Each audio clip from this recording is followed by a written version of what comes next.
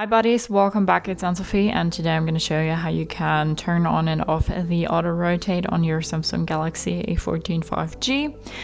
When you go to your Play Store, for example, or go to YouTube and want to watch like a movie in full vision, this is what it looks like when you turn your phone sideways. It's the same when we go to, well, let's go to YouTube for the example. Don't allow.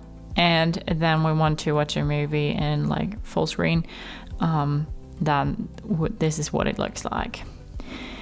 If you have something else that you want to look at but don't want your screen to turn, or you don't want your screen to turn anyway, then you can go to your drop down menu and then you have auto rotate here. You can turn that off now in that case, and then when we go to YouTube, and that's an interesting picture, turn our phone sideways, it won't shift sideways.